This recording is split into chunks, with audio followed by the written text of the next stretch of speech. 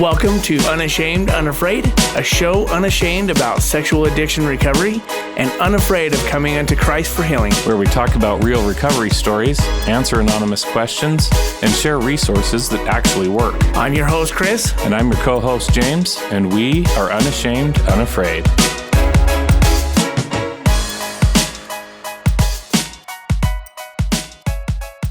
What up, James? How you doing, Chris? Good. We are without Steve tonight for the second podcast in a row that we're recording. Well, it might not be in a row, but depends on when it's... Yeah, it depends on when we publish it. We'll see. But Steve's off doing some things with his family tonight, and grateful that we were able to have Rod and Heather join us tonight. It was an honor indeed. So Rod has a different story. He reached out to me and had a little bit different story. Some of you guys have been looking for a story like this where he's been divorced and actually has some sobriety behind him after being divorced. Right. And he's now dating. And he has brought his not fiance. Oh, sorry. Man, I jumped the gun there. Well, they're like, no. And it was last second too that I even invited him. I'm like, hey, his girlfriend. That's it. Just girlfriend. No expectations, right? They are in love, but it's just girlfriend. Fiance. We called it here first, folks. That it's going to happen here. All right. Anyway, keep going. So anyway, just last minute, earlier today, I just sent him a message and I was like, hey, you're welcome to bring your girlfriend with you. That'd be awesome to be able to have her just join us and just hang out with us. Yeah. And we ended up having her on the podcast. So, well, it's fantastic to really hear her perspective and, and her take on, like, she was like, I am never dating an addict ever, just anyway, listen to the show. It's listen so to good. The bonus content, which gets awesome. Where can they find bonus content, Chris? They can find it at unashamedunafraid.com/donate. I got it again 2 times in a row. This is awesome. Chris is starting to figure out where you can donate to become an outsider. When you donate and become an outsider, what that does is it helps us provide scholarships for people who would not be able to afford therapy otherwise. So they get free therapy, might be able to find a retreat such as the boot camp that we talk about here, the Warrior Heart, or the Heart of a Woman retreat. And so if you're interested in hearing more of the bonus episodes, hop on to which website, Chris? Unashamedunafraid.com. That's our website. Yep. /donate. Correct. And that will help us, that will get you access to the bonus content, and you can hear a lot more of Rod and Heather's story. So let's jump in and hear them talk about their commitment, their honesty, and their testimony of Jesus Christ.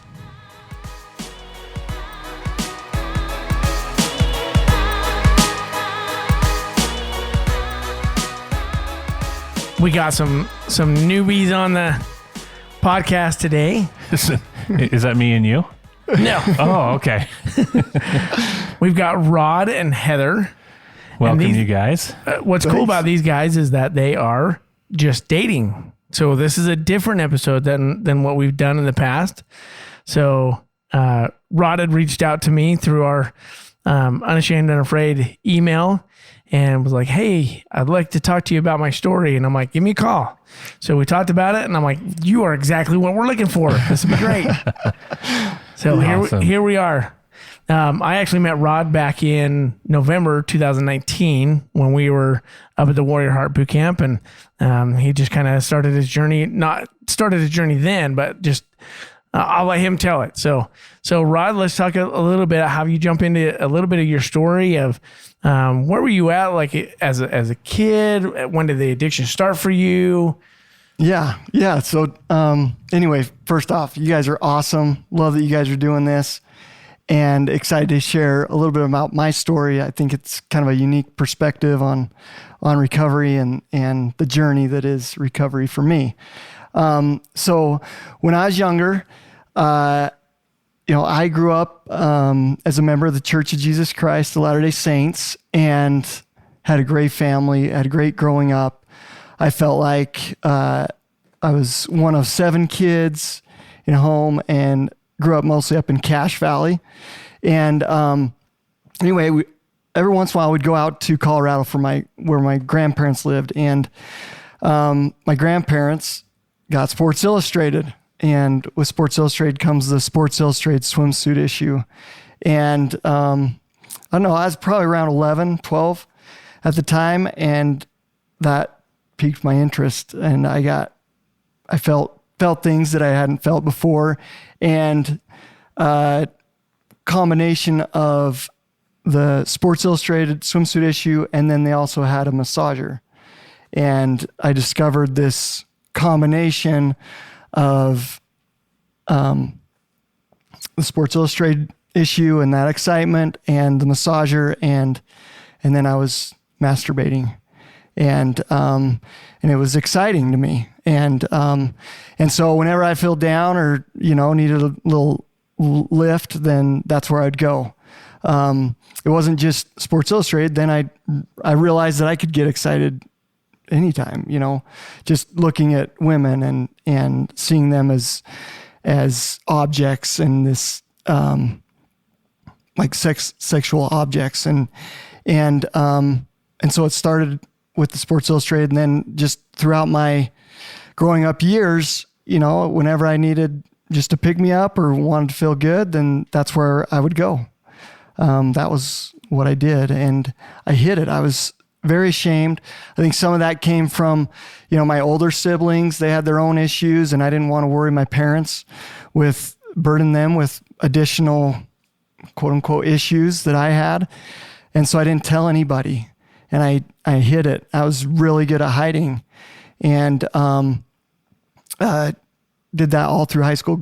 Would go on dates and come home and masturbate, and just think about the girl I was with, the girl I was dating, the kissing, and the making out and all that, and so then it came time. I was going on a mission. Why not? But then I started feeling like, I need to tell somebody. Well, so I did that, but I did it, minimizing. I just like minimize, like, yeah, I look at the Sports Illustrated swimsuit issue, and, I got excited, and anyway, for whatever reason, they let me go to the temple, let me go on a mission. Went on a mission.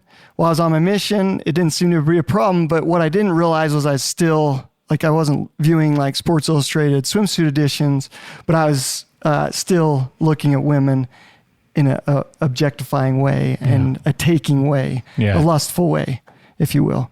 And got back from my mission, and got into the college scene, and went back to the similar habits. Like when I was on my mission, I was lusting, but I wasn't like masturbating or acting out that way. So got back, but then I got back after my mission, went to college, was going up to Utah State, and same thing. I'd go on dates and come home. I even, with women, I would just, we called it Levi loving at the time, and get excited that way. And then once I'd peak or whatever, then I would leave. Yeah. And so, but again, didn't tell anybody. Met a gal dancing, country dancing, and fell in love, and she was 19 and I was 23 at the time, and we were going to get married in the temple. And so we got engaged, and even then I was engaged, and I acted out with another woman while we were engaged, as far as like just making out and touching breasts and getting excited that way. And so I actually did end up telling my, at the time, fiance about that. And of course she was crushed. She was devastated. She felt like she knew this was right, and she was going to go through with our temple marriage. It was a month away, and I was scared to do that, but then she seemed like she forgave me, and I was okay, let's do it. So got married in the temple. And then I thought, okay, well, now my problems are solved. There you go. This is going to fix everything, This right? fixes everything. We've never heard that before. This is a new concept. On this podcast. Yeah, the ones I listened to quite a bit. But yeah, I felt the same way. So 3 months into our marriage, I started acting out again, just viewing, Sports Illustrated.com, whatever, swimsuit issue, and back to masturbation and lust, and No pornography at that time. and no pornography that came later. But yeah, well, I consider the Sports Illustrated swimsuit edition I actually had pornography. somebody somebody ask that question one time when Autumn and I were speaking at a fireside. Uh-huh. And he's like, well, do you think Sports Illustrated is pornography, the swimsuit edition? And I said, well, that depends on who you ask. And why are you looking at it? Are you getting that and, going to hang out with your wife and you guys were flipping through it together and looking at the cute swimsuits and stuff? And he's like, oh, no. And I'm all, if it's arousing to you, there's a lot of things that are in there that they're not wearing swimsuits, they're just painted on. So Right. yeah, it can be pornography depending on who you talk to. Yeah. So I consider that. But anyway, and again, I was hiding, like, I did kind of this past feeling idea of, like, I wasn't going to tell anybody. I was going to take this to my grave. If I told my wife, I don't know what would happen. And so, we had kids together, and we ended up having 5 kids. And fast forward, and this addictive cycle of shame and, I don't know, I don't call it repentance. I would just call it The shame cycle. Shame cycle. Yeah, Yep. There you go. Shame cycle, where I felt bad, and so I'm never going to do this again. And so you do the try harder thing. Okay, I'm just going to read more, pray more, do all the things, and then pull myself up by my bootstraps, and let's try this again. All right? Yeah. And John Eldridge references that as a poser, right? Yeah. And I was a poser. I was really good at posing as this, as this great member of this church who was doing all the right things, checking the boxes, like James was saying. And from the outside looking in, I probably looked like a pretty healthy relationship with my wife and family. And all the while I'm hiding this just weight, bearing this weight and this guilt and this shame, and not really getting to the heart of what I needed to for recovery, which is to be, at least for me, seems to be honesty. Yeah. But you didn't know that then, right?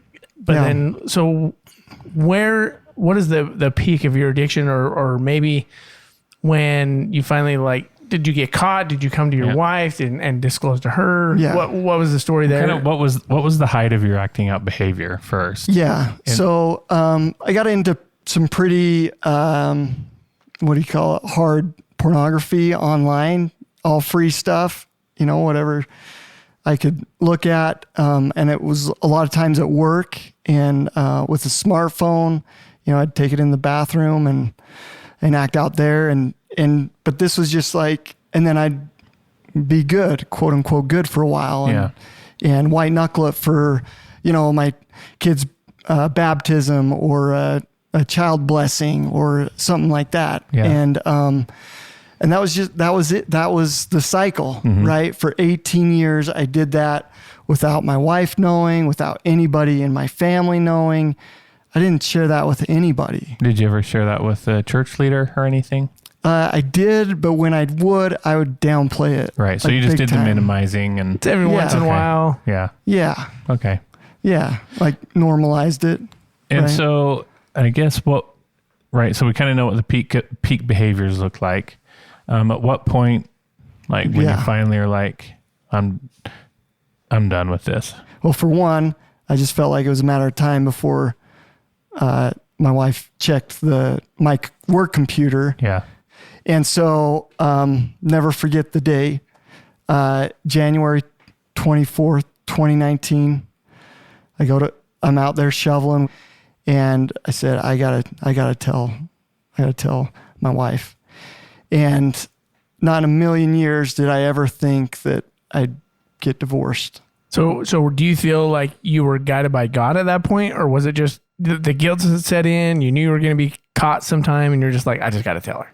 Yeah, I think I don't know. For me, God's in it.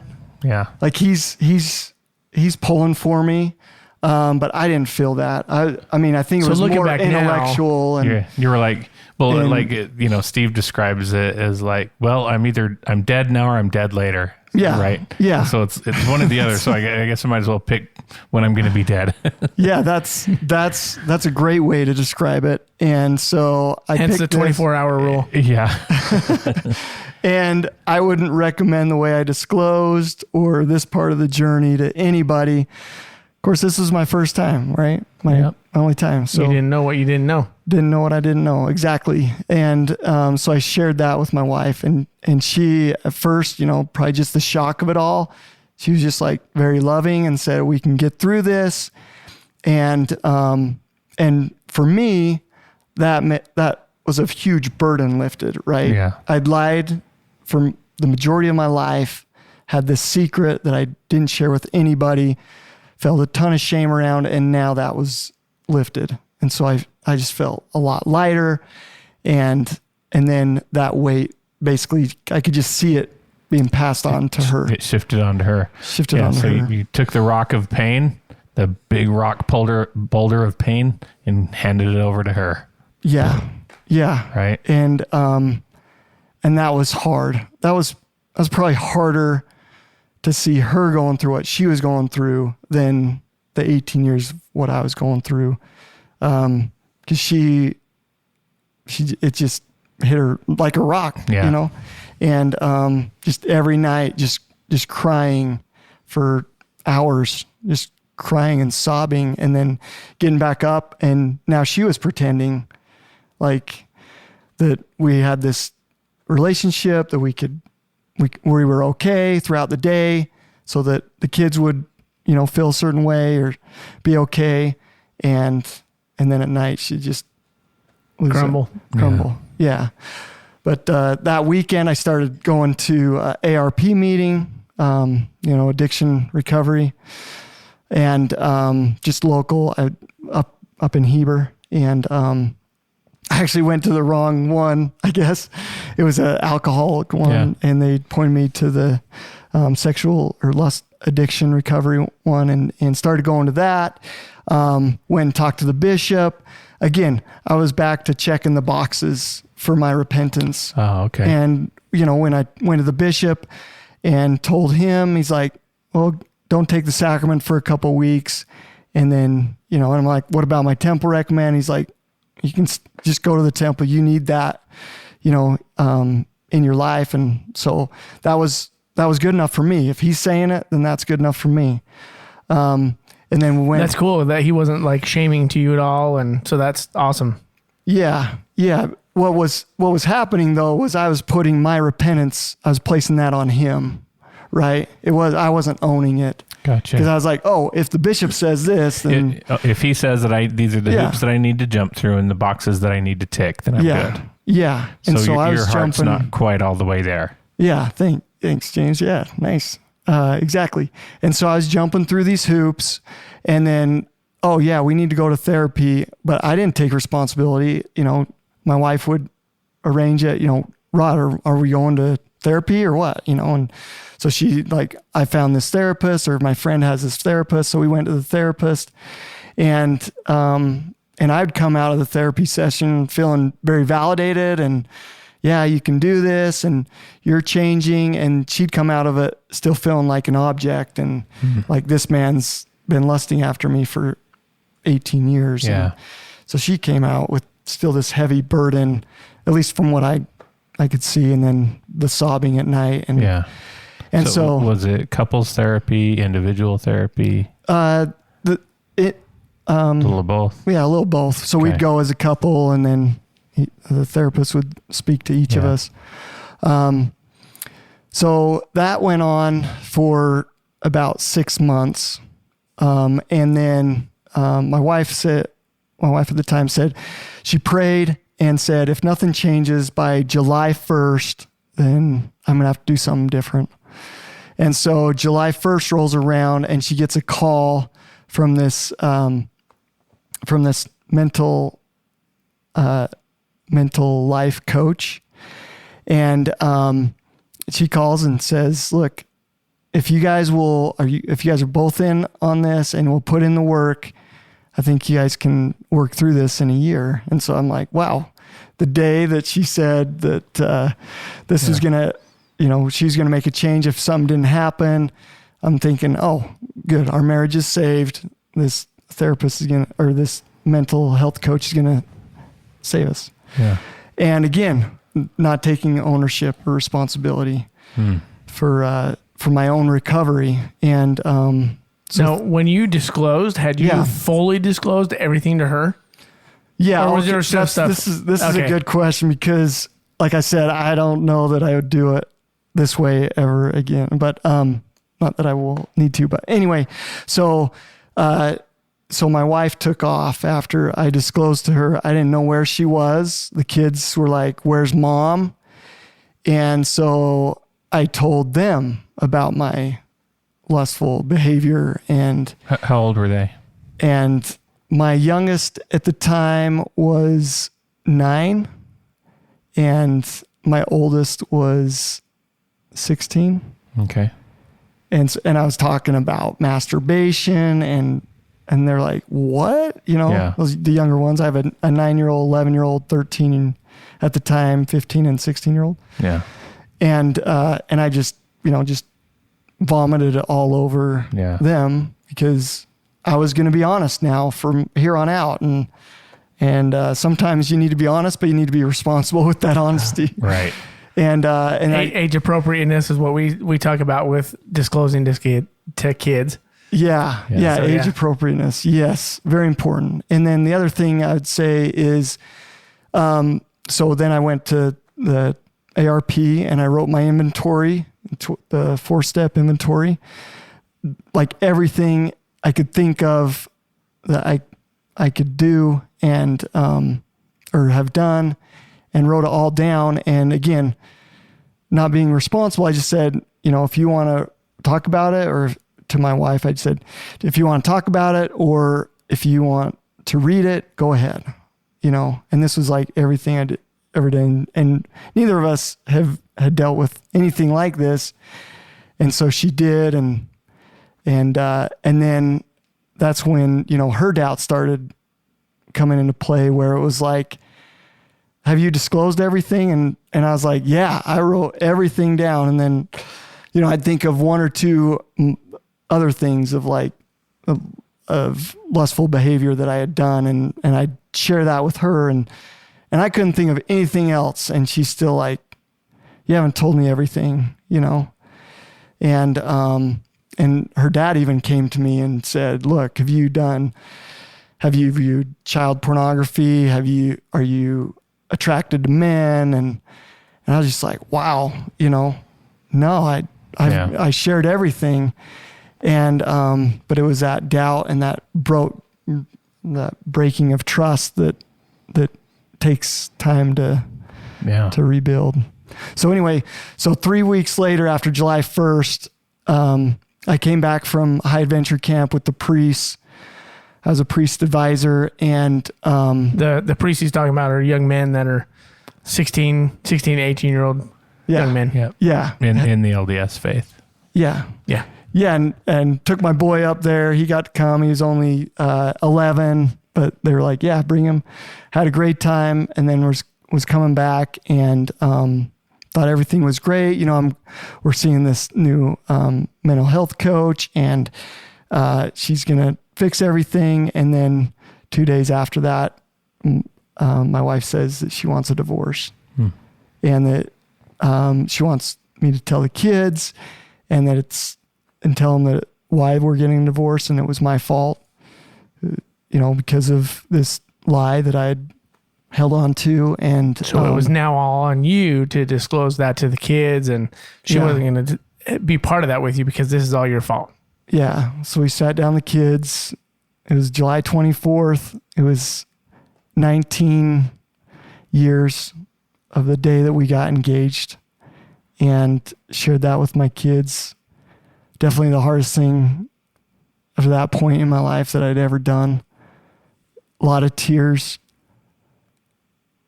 Like, I didn't, it was one of those things, like, I was overcome with emotion that I could barely breathe. And once I told him, I grabbed my clothes, put them in the back of my car, and left the home and never came back to the home. And it was so hard. The crazy thing is, I was convinced that I could win my wife back through the divorce. Mm-hmm. Because that's what I did. Like, I could put on this show and people did what I wanted, you know? And so that's not a very healthy place to be when you're going through divorce. Yeah. So, you know, I agreed to things that a lot of people wouldn't agree to in divorce. And all the time I'm thinking, okay, she's going to change her mind. She's going to change her mind. And November 1st, my divorce went final. And it was devastating. It was 3 weeks before boot camp. And I just felt hopeless. Like I'll never be as happy as I was with my wife, with kids, in a home. And there's no way. There's no possible way. And that's where I was at. So, like, in all this, it sounds like you're doing the honesty thing, but you're still kind of jumping through hoops. You're manipulating, you're checking boxes. Like, where's God in this at this point? Yeah. So again, what's your relationship with God, and who do you think he is at this time? Yeah, I was back to, it's all about my ex-wife, right? Like, she was my God. My kids, that's where I got my worth. And when that divorce was final, then that went away. Like, there was no wife to get my worth. I felt worthless. And Your wife was your validation. yeah. You didn't ever go to God for your validation. You just went to her. Right. I mean, I wasn't like I didn't have God in my life. Like, yeah. I was still praying and. Yeah, but that's because you needed to do that to check the box, right? Not because you had a relationship. Well, to feel good about myself. Oh, right. I'm doing the right things. Right. And, but then when that was gone, that was my rock bottom. Okay. And so the day or that time when the divorce was final and you realized, yeah, I don't know who I am anymore. Yeah. Like, my worth just was gone. Yeah. And so where do you turn? Do I turn back to pornography, feel good? Or do I turn to God and change? So what'd you do? Really change. So I sign up. Well, that's another thing is, dude, God comes after you. If you turn to him, you know, the prodigal son, it's not just a story. It's reality. Like, when you show up, God will show up. Like, he'll always show up, but you got to turn to him, right? You got to come to yourself. And that's what I did. And God came running. Like, I went to an SA meeting, and it was just by chance. I went to an SA meeting to get the white book because I was too cheap to pay the extra $10 for the online shipping or whatever. So I went to an SA meeting down in Lehigh. I'll never forget. And then that's where I saw the pamphlet for the Warrior at Heart. Yeah, the Warrior Heart boot camp. Warrior Heart boot camp. And like, this is something that I need to do. And the great thing about the Warrior at Heart boot camp for me was it changed the way that I wanted to develop a relationship with Christ. It was no longer say your prayers, read your scriptures. It was, I need to get to know this deity. I need to get to know this Savior, this friend, this loving God who gave his all, who sacrificed himself, gave everything for me. and he would have done it if it was just me. Like, that's who I need to find. That's who I need to discover. And that's what boot camp did for me. I remember going to boot camp. It was so cool. Who's the guy with the podcast? Kurt Frankham. Kirk Frankham. I asked him for a blessing. He gave me a blessing up there. And that was just the start of this new journey and this new relationship with Christ. And this is like 3 months or 3 weeks after your divorce, right? That you go up to boot camp and have this experience. Yeah. Yeah. And that's when I decided that my repentance isn't about what the bishop tells me is okay or not okay. It's what me and God think is okay. And that was really hard for me because I felt like, okay, I'm not ready to go to the temple. And it was coming up. My son was turning 12 the next year. So in our faith, the Church of Jesus Christ Latter-day Saints, that's when they get the priesthood, the Aaronic priesthood. And usually the dads will give their son the priesthood. I have one son.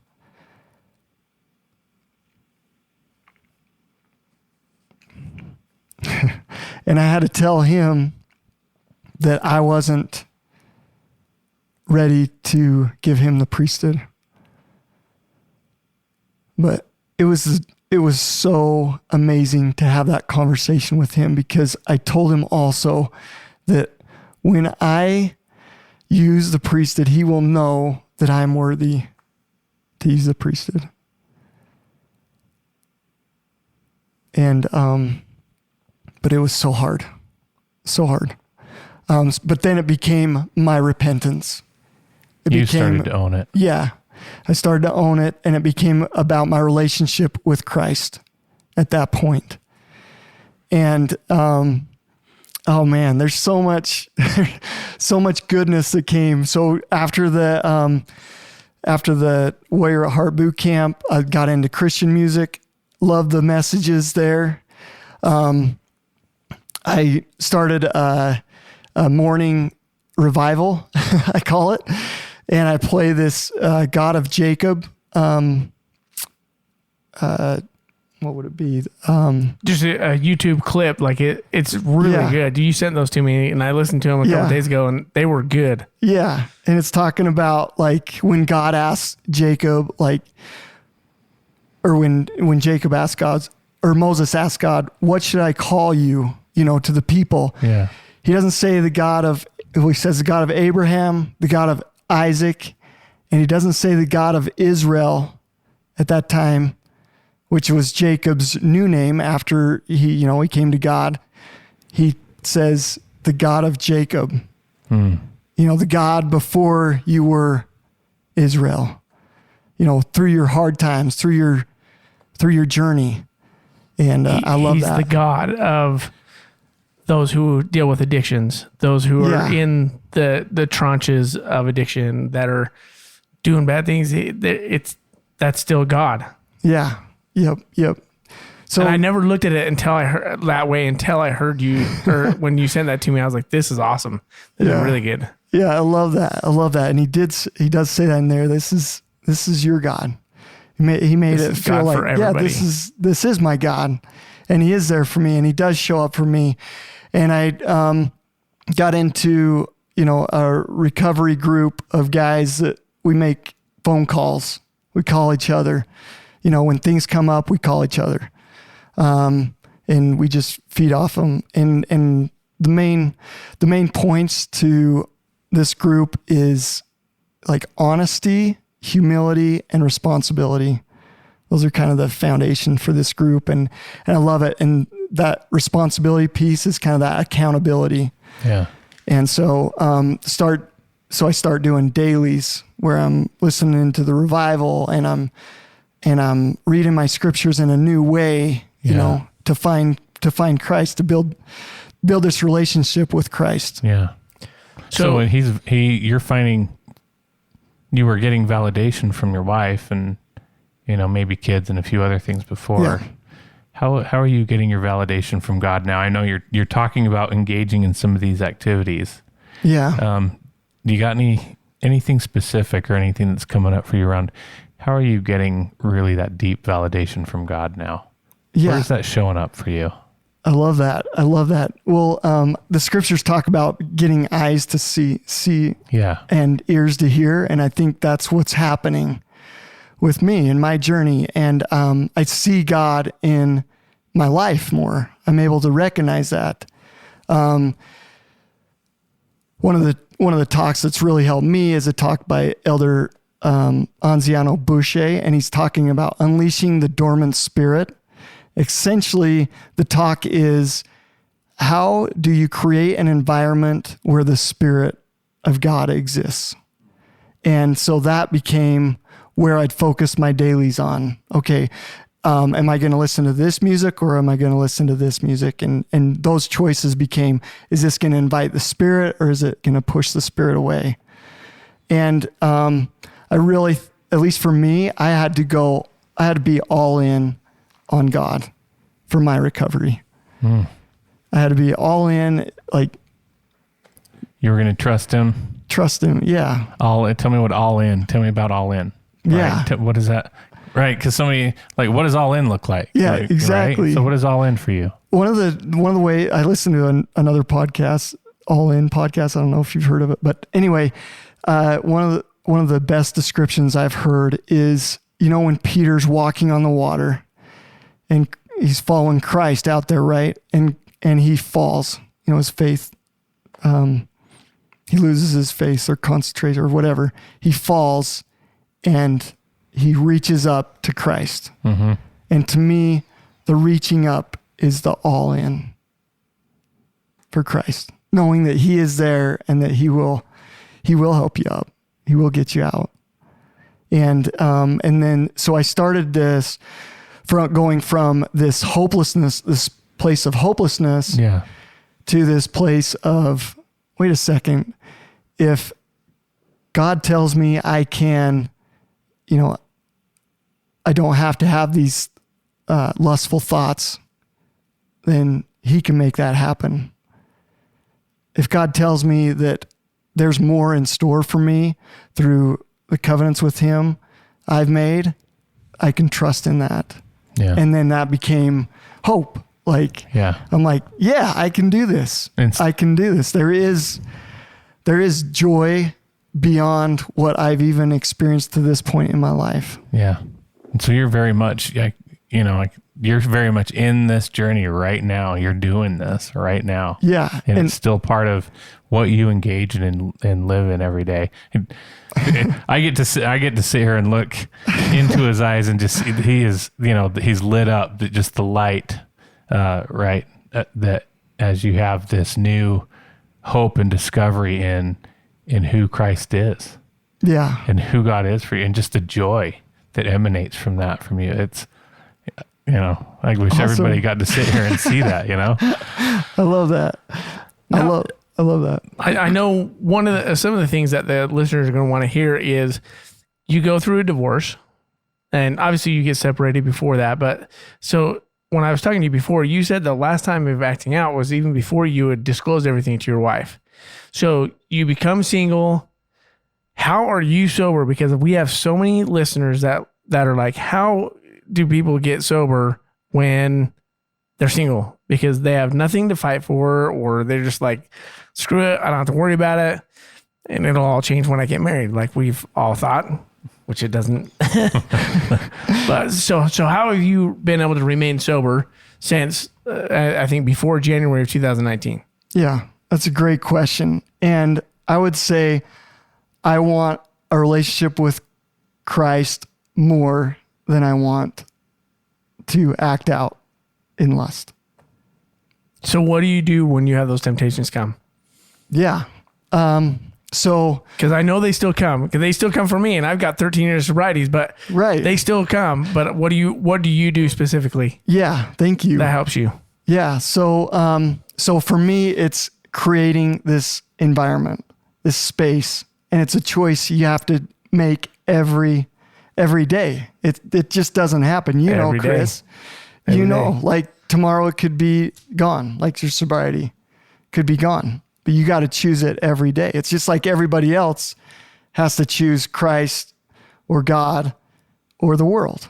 Like, it's no different. And so the last time I acted out was that January when I told my wife, and by acting out, I assume you're talking pornography and masturbation, right? Right.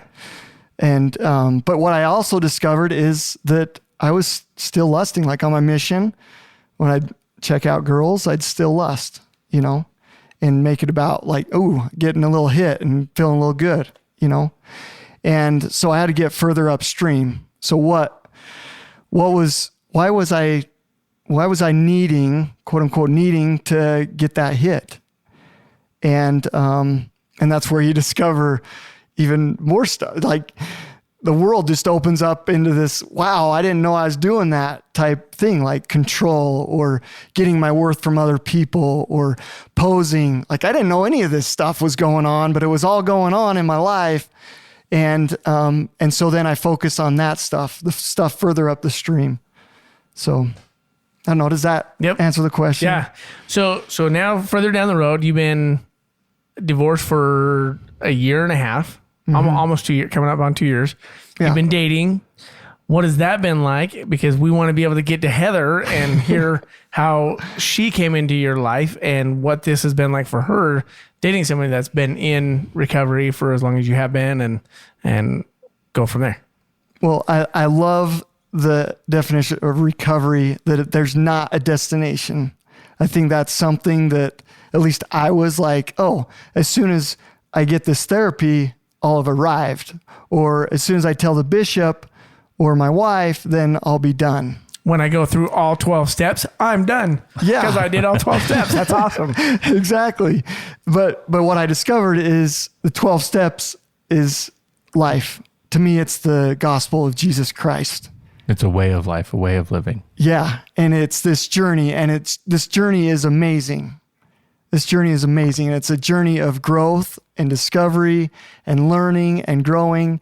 And yeah, I did those things in my past. It doesn't mean I need to do them in the future. Yeah. And so I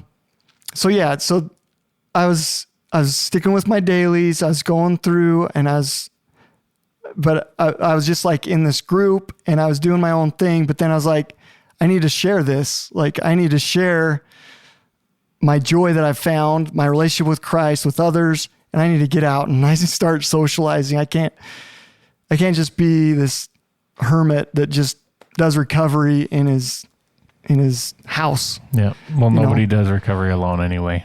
Yes. I love that. Absolutely. And so the first thing is God, right? Second thing for me was creating an environment that invited the Spirit. And then the third thing for me was getting a support system, Absolutely. People We all need community that I could call, that I could talk to openly, and that they could share their stuff with me. And those things were so important are so important right now in my journey. Like that's something I'll always work on. So you've got all the sobriety behind you, and you kind of make it feel like it's a little simple. So tell our listeners, like, is this an easy process? What are you doing? No, it's been hard. Like, and most things in life worth doing are hard, I think. And one of the things that I've struggled with throughout my marriage is this getting worth from my kids. And I still have that pull or that temptation or that desire to have them look at me a certain way. And that's out of fear, right?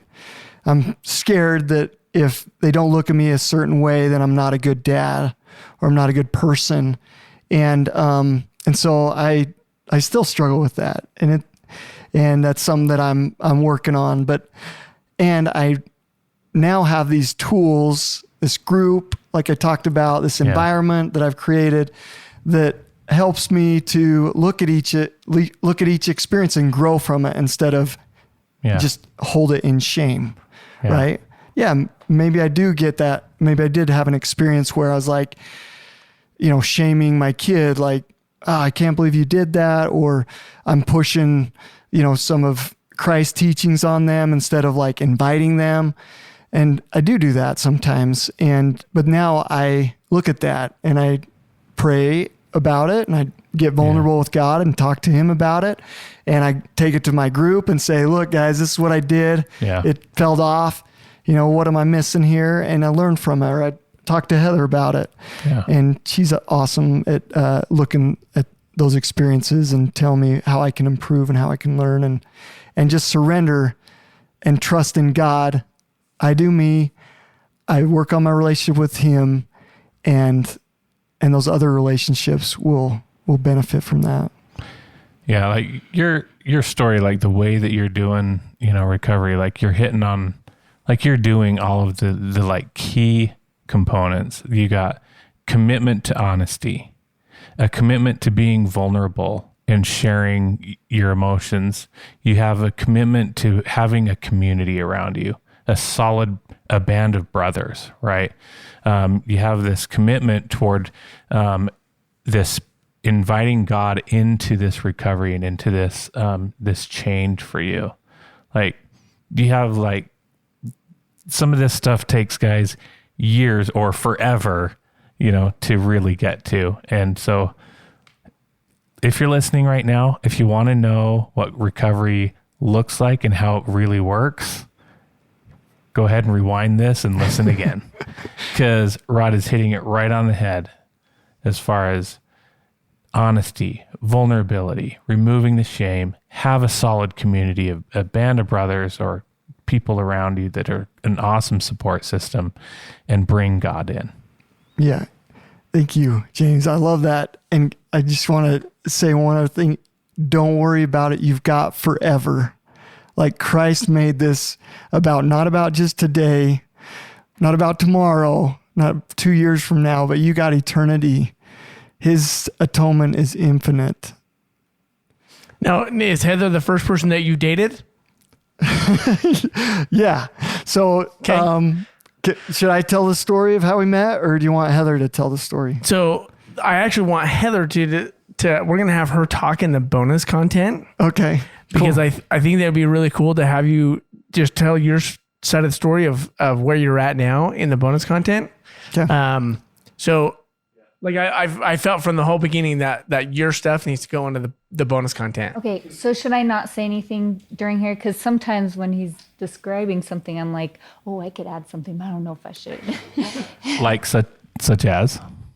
Okay, such as when Rod was talking about his repentance process, and when he was telling me about how he was owning his mistakes in his past and how his heart changed, I've studied the gospel my entire life, and yet I had never understood repentance the way he was telling me of this whole new change of heart. And I've heard that, change of heart and being born again and born of Christ, but it just took on a whole different meaning to me as the Spirit was witnessing to me, and he was explaining how he was a new person now, and how it wasn't just about apologizing to those that he had affected and not doing it again.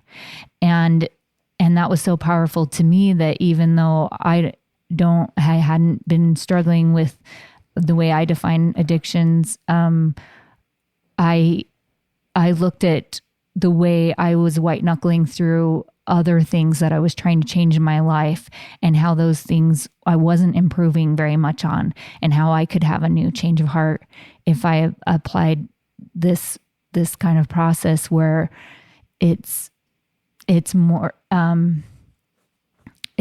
about this complete reliance on Christ to completely change your desire and not have that desire to turn to those things, and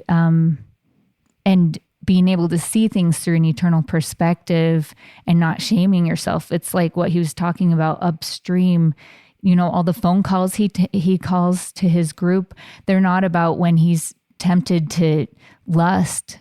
It's way upstream from that. It's like when he's tempted to not be centered on Christ or have fear in his life. Or because if it's when you start down the path of fear, then you distract yourself through addictions and whatever. And He's creating a band of brothers, not just for when you need something, but somebody that's constantly there for you. That's part of the support group that you're talking about, or the support that you need in your recovery. It's like some people that he trusts that will be centered on Christ and centered on truth, so that when he's just reacting, because we all react out of emotion and stuff, then he can be like, okay, I'm emotionally triggered by this thing right now. I'm trying to stay focused on truth. And how can I do that? You're removed from the situation. What can you see? And these guys that he calls, they validate, this is a hard situation and this is what's true, not the story you're telling yourself about what's happening. And so helps him so that, And I got so excited about hearing what he was learning that I wanted to learn it too. And I've improved so much, and I couldn't believe how much I've been learning about, I was really into making everybody feel comfortable around me by just giving into what they wanted, or, trying to take responsibility for other people's feelings, all the time. And so trying to control the situation around me that way. And I've been learning principles about how that's not healthy and stuff like that, just like learning about codependence. Yeah, exactly. So, and when we had known each other 3 weeks, and he told me about why he had gotten divorced and his addiction. And I said, I'm sorry, I have this list of 13 things I have to have in a man, and I would love to be friends with you, but I don't date addicts. So you had that list already put together. You're like, not an addict. Yeah. And in fact, there had been this guy that had asked me out that had been sober for 10 years. And I said, I'm sorry, I don't date addicts, this other guy. So it was like absolutely would not. And then, as I got to know him, I realized that he was not white knuckling it. He wasn't what I would define an addict as, because he was a totally different person. And so he was healed. Yeah. So once an addict, always an addict.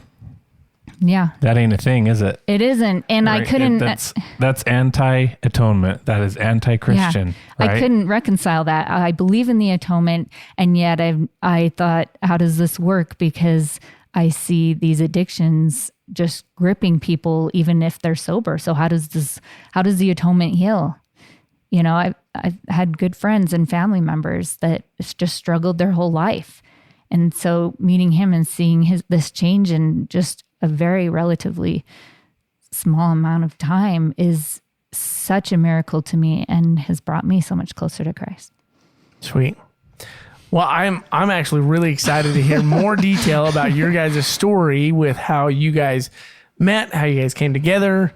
I know you guys have been dating for about 10 months now, and you said earlier it's serious now. So that's awesome. So we really want to hear that. We're going to go into more detail about that in the bonus episode. But as you know from listening to previous podcasts, we have you choose a song that resonates with your heart, that somebody or that just really you connect with. What song would you choose for us today? So I gave it some thought, and you can X this out if you'd like, but there's again. No way, man! This is your song. Well, it's not really a song. So it's like one of those sermons. It's like a 7-8 minute clip sermon. Sweet. And it's Jesus is loving Barabbas. Okay. And it's way the best. good. I love it. It was that was one of the ones you sent me. Yeah. Yeah. He sent me 3. So we'll actually put these 3 up there so that you guys can see the ones that he sent in the actual content. But then we'll finish up with this story about Barabbas. Yeah, what do we say? However you say it. I think we got all kinds of pronunciations for it. So we'll end with that, and then we'll jump into the bonus content with Rod and Heather. Sweet.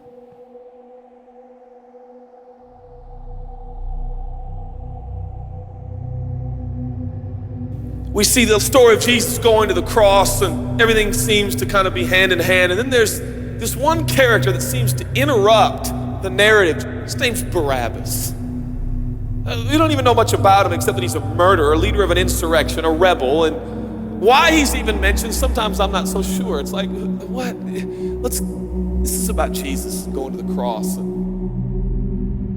So in this moment, Pilate thinks, I hold the destinies of these two men in my hand. I know the Jews have a tradition that on a holy day, I will release one of the prisoners on death row. Pilate stands on this audacious stage, who now presents Jesus, Son of the living God, versus Barabbas, the thug and rebel. He says, all right, who do you want? This is blasphemy. This has gone too far.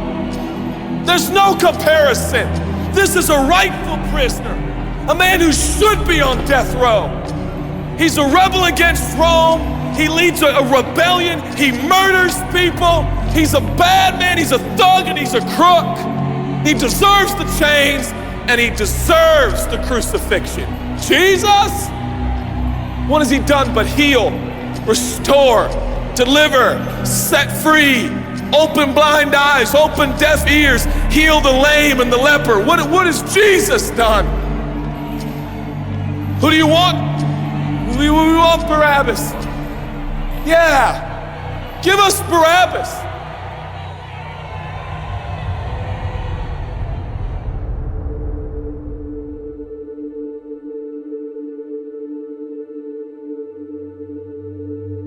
People say, give us Barabbas. The Roman soldiers come up and they put the key in and they unlock Barabbas from his chains and shackles. And he walks down the platform, welcomed by all of his thug friends. Yeah, the people love me. Yeah, that's right. I don't even know who this Jesus guy is, but all I know is my people love me.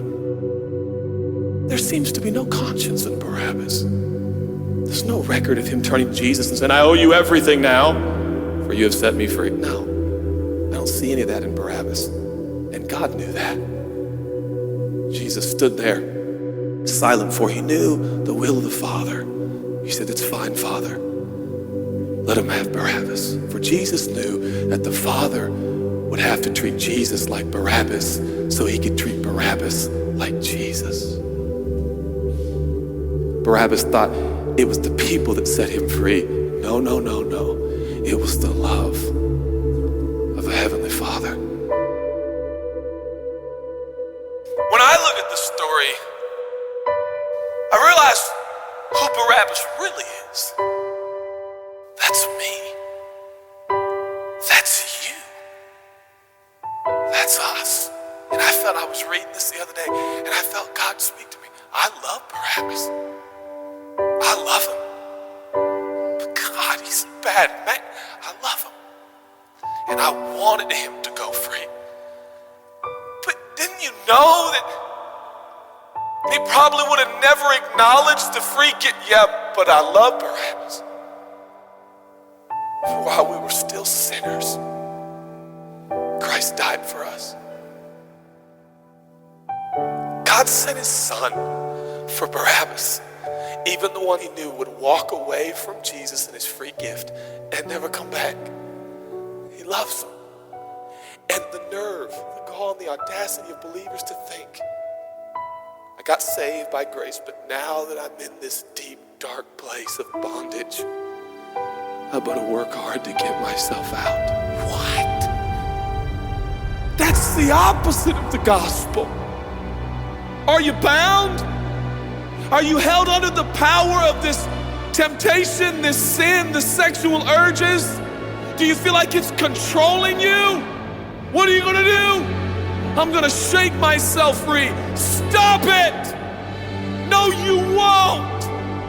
You're no match for the powers of hell and the urges of sin and sexual temptation. You will not overcome it, and you will never overcome it. You'll just be another statistic. There's no answer within yourself. Your own marriage, your own goodness, your own discipline, your own devotion will not save your marriage and will not save your kids. There's only one, and he's the one that took your place. He's the one that stood silently on the platform with Pilate and said, yes, let him have Barabbas. Take me. How many times have I stood on that platform with Pilate and Jesus, and I'm the Barabbas, and they start to take my chains off, and I say, no, I deserve this.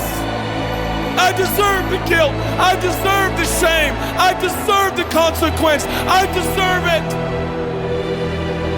Jesus seems to look at me, say, no, son, let me have it. Let me have your sin. Let me have your pain. No, God, I did it to myself. I deserve it. My marriage won't make it. This is what I deserve. I deserve divorce. I deserve poverty. I deserve sickness. I deserve it all. No!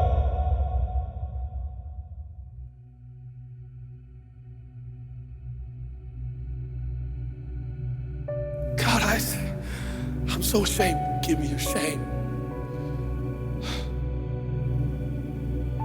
But God, what if I do it again? I'll still be here. Oh God, I don't want to hurt you. I love you. I don't want to do this anymore. Give me your sins, son.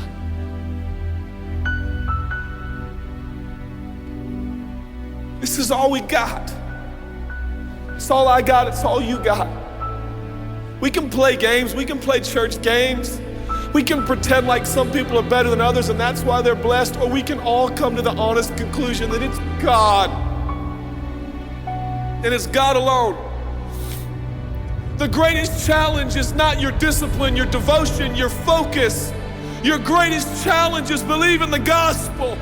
Could it be that there's a God with a love so scandalous, so wide, so deep, so vast, so high, so expansive, so welcoming, so inclusive?